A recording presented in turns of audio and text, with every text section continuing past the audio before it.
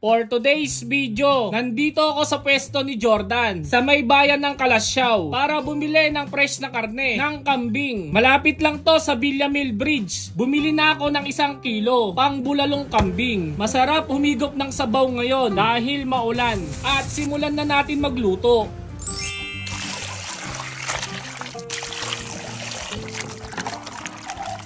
Ugasan lang natin ng mabuti.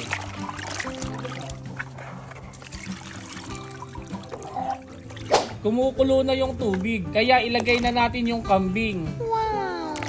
Maglagay ng sibuyas, onion leeks, tapos palambutan natin ng 1 oras.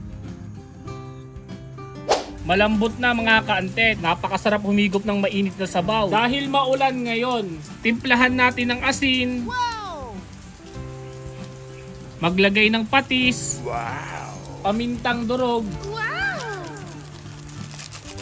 Isabay na natin yung patatas, mais, pechay bagyo, tapos takpan mga kaantet. 5 minutes na lang pwede na to. Luto na mga kaantet, kaya wag na natin patagalin to. Kainan na! Yun o! First bite! Bulalong kambing mga kaantet to, napakalambot. Sarap! Sabaw.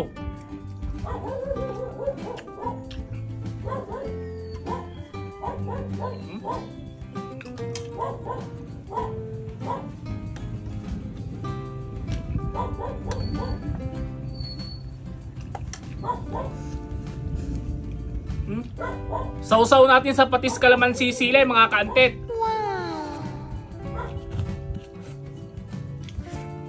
Para sa inyo mga kaantet.